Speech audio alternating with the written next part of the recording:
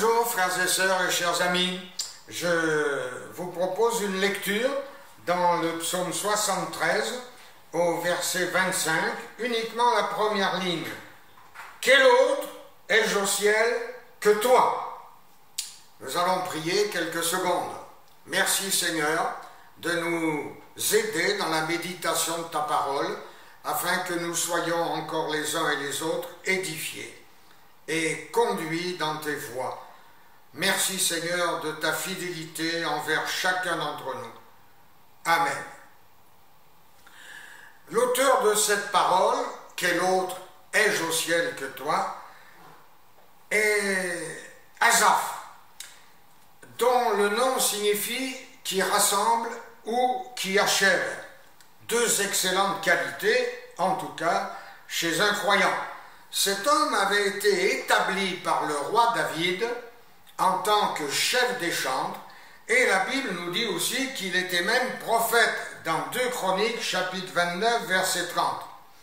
Les versets précédents de celui que nous avons lu nous montrent sans équivoque possible que cet individu, qu'il nomme quel autre que toi, eh bien, ces paroles s'adressent au Seigneur Dieu créateur et éternel, non pas à un ange ou à un archange, non pas à un pape ou un chef religieux renommé, non pas non plus à un Dieu avec un petit d, mais bien à celui qui est au-dessus de tout.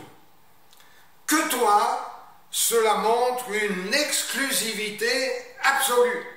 Il n'y a personne d'autre que toi. Quand j'étais une brebis égarée, errante et perdue, me débattant sans résultat au milieu des ronces et des épines de ce monde, c'est-à-dire dans mes péchés, dans mon ignorance, dans mes malheurs, dans mes craintes, dans mes désespoirs, il n'y a que toi, Jésus le bon berger, qui m'ait cherché, qui m'ait trouvé et qui m'ait arraché à ma triste condition, à ma condamnation, à la mort et à l'enfer. Que toi, tu m'as chargé sur tes robustes épaules et tu m'as transporté par la pensée au pied de ta croix, là où un jour tu fus crucifié pour les péchés du monde entier et pour mes péchés par voie de conséquence. Tu as su toucher mon cœur comme personne, ni aucune religion ou philosophie n'avait pu le faire auparavant. Et là, devant ton corps ensanglanté, meurtri à cause de mes péchés, tu t'es révélé à moi par ton esprit. Tu m'as convaincu de la gravité de mon péché, mais aussi tu m'as convaincu de ton amour et du pardon que tu m'accordais au travers de ton sacrifice et de ta résurrection. Il n'y a que toi pour faire cela. À côté de toi, il y avait aussi deux criminels crucifiés, dont l'un t'insultait dans sa révolte, tandis que l'autre, conscient de ses péchés et de sa misère, a imploré ton secours en quelques mots pathétiques, bien qu'originaux. Souviens-toi de moi quand tu viendras dans ton règne. Et selon ta promesse, je ne mettrai pas dehors celui qui vient à moi. Jean 6, 37. Tu lui as répondu aussitôt, je te le dis en vérité, aujourd'hui tu seras avec moi dans le paradis. Luc chapitre 23, verset 42-43. Un criminel au paradis, c'est le monde à l'envers. Et il n'y a que toi, Seigneur, pour faire cela. Mais tu l'avais formellement promis, car Dieu a tant aimé le monde qu'il a donné son Fils unique, afin que quiconque croit en lui ne périsse pas dans son péché, mais qu'il ait la vie éternelle. Jean 3, 16. Ensuite, tu m'as emmené à ta bergerie, c'est-à-dire à ton église, dans ton église, afin que je sois en sécurité. non pas vers une religion ou une secte, non pas dans un bâtiment spécial, mais au sein de tous les rachetés, de tous les croyants véritables qui constituent ton Église, ton corps spirituel. Il n'y a que toi pour faire cela. Selon tes nombreuses promesses, tu as conduit et dirigé ma vie dans les jours sereins, avec le ciel bleu, un soleil radieux et les bénédictions en tout genre, mais aussi dans les jours avec le vent, la pluie, le froid, les tempêtes, enfin tout ce qu'un être humain peut rencontrer comme épreuve et difficulté ici-bas. Mais toi, tu étais toujours là pour me délivrer, car il n'y a que toi pour faire cela.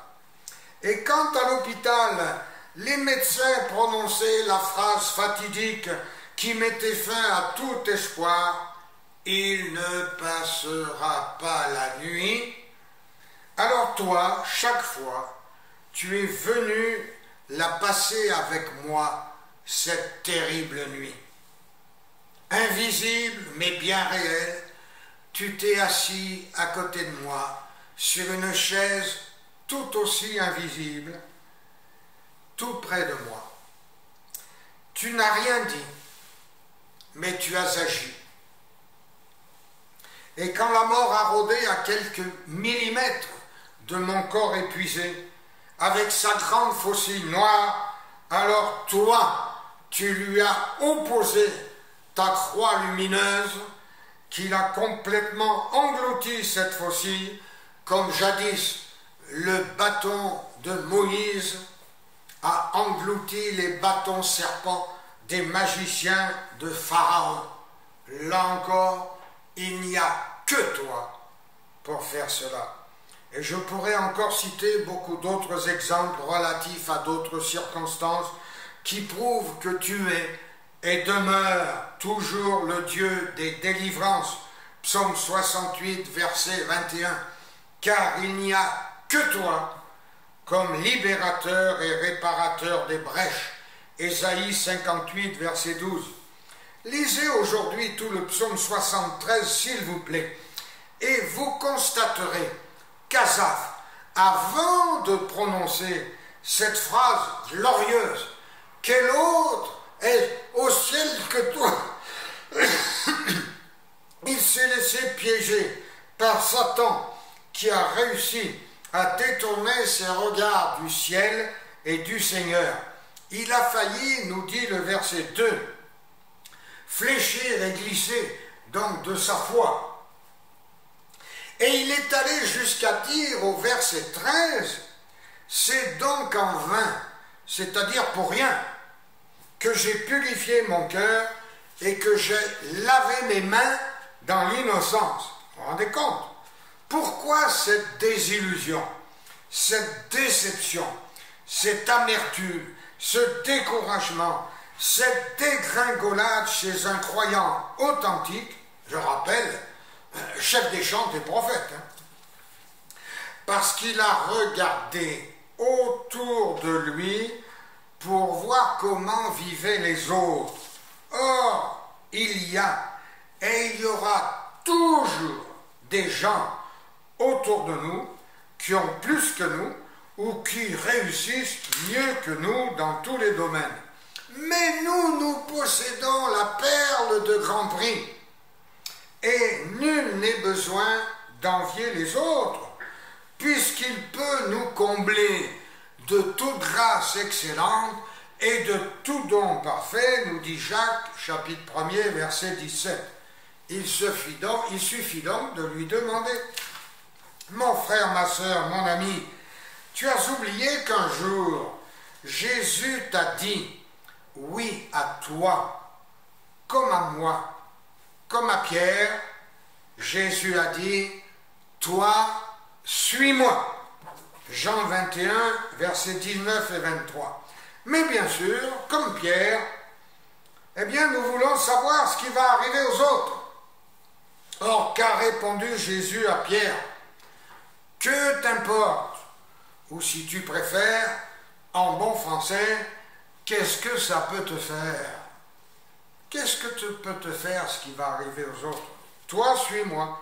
Les autres, aime-les, rends leur service, protège-les, prie pour eux, visite-les quand ils sont malades ou dans le chagrin, dans l'épreuve, mais ne te mêle pas de leurs affaires, ni s'ils réussissent mieux que toi. Quand tu commences à te décourager, à t'écrire ou à perdre les pédales, eh bien relis tout le psaume 73 et aussi tout le chapitre 3 des Lamentations de Jérémie par exemple, et tu retrouveras ton équilibre, ta paix, ton tonus. Ayons les regards fixés sur Jésus, Hébreux chapitre 12, verset 2, car il n'y a vraiment que toi, Seigneur, qui soit digne de notre amour, de notre service, de notre reconnaissance. Il n'y a que toi. Alléluia. Merci Seigneur pour ces quelques paroles. Merci de nous encourager les uns et les autres. Tu vois, peut-être parmi les auditeurs aujourd'hui, quelqu'un ou quelques-uns sont dans la peine, dans le décourageant, pour une raison qu'ils jugent normale à leurs yeux, mais une situation qui leur paraît anormale. Alors Seigneur, s'il te plaît, bénis ces cœurs qui sont dans l'affliction, fais-leur du bien, délivre-les, restaure-les, et qu'ils puissent regarder à toi, car il n'y a que toi qui puisse nous faire du bien dans tous les domaines. Quel autre au ciel avons-nous que toi? Amen.